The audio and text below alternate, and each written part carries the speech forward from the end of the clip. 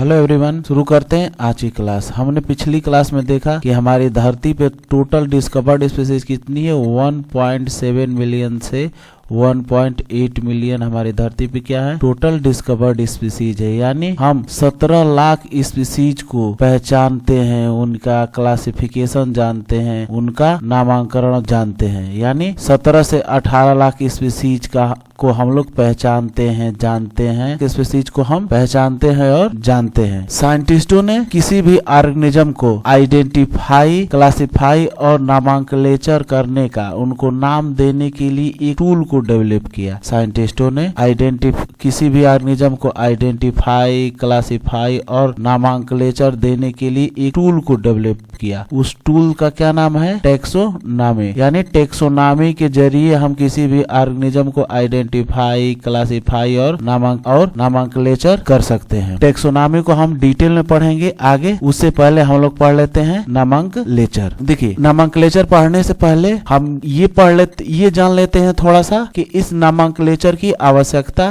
पड़ी ही क्यों। देखिए, कोई भी ऑर्गेनिज्म या पौधा या जीव भारत में है, उसका भारत में अलग नाम है। उसी जीव या ऑर्गेनिज्म या पौधे का अमेरिका में अलग नाम है, ऑस्ट्रेलिया में अलग नाम है, चीन में अलग नाम है। वैज्ञानिकों के लिए बड़ी दुविधा की बात हो गई कि ऑर्गेनिज्म, जीव या पौधा एक ही, लेकिन अलग अलग जगह पे वो अलग अलग अपने लोकल नामों से जाना जा रहा है। तो वैज्ञानिकों ने सोचा क्यों न हम उनको अपने तरीके से एक नया नाम दे, जिसके जरिए पूरी दुनिया में एक ही नाम से जाना जाए। ठीक है, और उसको भले ही लोग उसको लोकल नाम से अपनी लोकल जगह पे जाने, लेकिन जो वैज्ञानिकों का दिया हुआ नाम रहेगा ये पूरी दुनिया में एक्सेप्टेबल रहेगा। ठीक है, तो वैज्ञानिकों ने पौधों के लिए एक रूल बुक बनाया। पौधों के लिए एक रूल बुक बनाया जिसका नाम है ICBN। ICBN के थ्रू किन का नामांकन होता है, प्लांट्स का, यानी पेड़ पौधों का। किनका नामांकन होता है, पेड़ पौधों का। और ICZN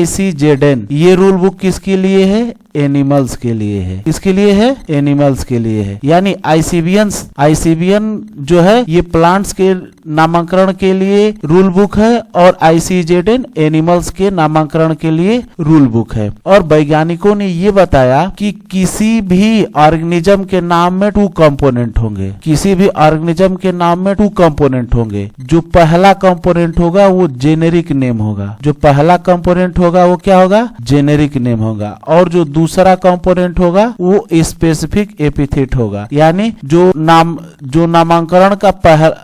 का पहला कंपोनेंट होगा वो जीनस को बताएगा। किसको बताएगा, जीनस को। और जो दूसरा कंपोनेंट होगा वो स्पेसिफिक एपिथेट को बताएगा। यानी जो पहला कंपोनेंट होगा किसको बताएगा, वंश को बताएगा। और जो दूसरा कंपोनेंट होगा वो जाति को बताएगा। 2 कंपोनेंट की वजह से इस सिस्टम को, इस प्रणाली को क्या बोला गया, बाइनोमियल नामांकलेचर। जैसे आम का साइंटिफिक नेम क्या है, मैंगीफेरा इंडिका। यानी मैंगीफेरा किसको बता रहा है, मैंगीफेरा जीनस को बता रहा है या वंश को बता रहा है। मैंगीफेरा किसको बता रहा है, जीनस को बता रहा है या वंश को बता रहा है। और इंडिका क्या बता रहा है, इसकी जाति को बता रहा है या स्पेसिफिक एपिथेट को बता रहा है। आइए आगे देखते हैं। देखिए, जो ये बाइनोमियल नामांकलेचर है, बाइनोमियल नामांकलेचर को कैरोलस लिनियस ने दिया था। ये साइंटिस्ट है, कैरोलस लिनियस नामक साइंटिस्ट ने बाइनोमियल नामांकलेचर को दिया था। बाइनोमियल नामांकलेचर के कुछ रूल है, आइए उनको देखते हैं। जो बायोलॉजिकल नेम है, बायोलॉजिकल नेम है जनरली किस में लिखे जाते हैं, जनरली लैटिन में होते हैं। लेकिन जब इनको लिखते हैं तो इटैलिक कर देते हैं। इटैलिक का मतलब आप लोग देखे होंगे कंप्यूटर में या मोबाइल में लिखते होंगे तो जो टेढ़ा लिखा जाता है, जैसे ये मैंगीफेरा लिखा हुआ है ये इटैलिक में लिखा हुआ है, इंडिका भी इटैलिक में लिखा हुआ है, मैंगीफेरा भी इटैलिक में लिखा हुआ है और इंडिका भी इटैलिक में लिखा हुआ है। यानी देखिए ये थोड़ा सा तिरछा है, एम सीधा है। मैंगो की स्पेलिंग में देखिए सभी अक्षर सीधे सीधे हैं, लेकिन मैंगीफेरा और इंडिका की स्पेलिंग में देखिए ये दोनों तिरछे हैं। जब तिरछा लिखते हैं इसी को इटैलिक कहते हैं। ठीक है,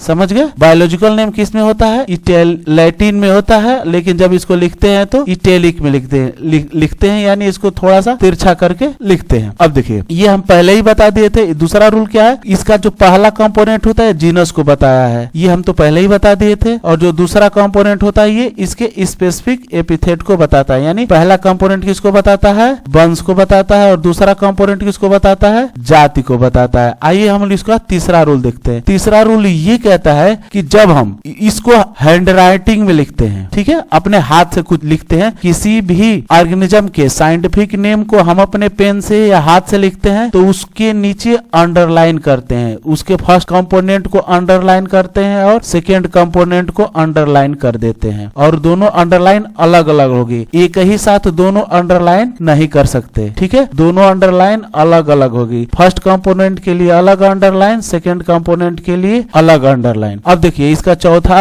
अब देखिए और कहता है कि अगर हम इसको प्रिंट फार्म करते हैं, अगर प्रिंट भी कराते हैं तो भी किसमें कराते हैं, इटैलिक फॉन्ट में ही इसको प्रिंट कराते हैं। अब इसका चौथा रूल क्या है, चौथा रूल ये कहता है कि जो उसका फर्स्ट कंपोनेंट है यानी जेनेरिक नेम है, उसका पहला लेटर क्या होगा, कैपिटल होगा। क्या होगा, जेनेरिक नेम का पहला लेटर क्या होगा, कैपिटल होगा। लेकिन इसके दूसरे कंपोनेंट का स्पेसिफिक एपिथेट का जो पहला लेटर क्या होगा, स्मॉल होगा। ये है बायनोमियल नोमेनक्लेचर। आज के लिए बस इतना है। अगर वीडियो आपको अच्छी लगी हो तो चैनल को सब्सक्राइब, वीडियो को शेयर और अपना कमेंट बॉक्स में कमेंट जरूर करें। धन्यवाद।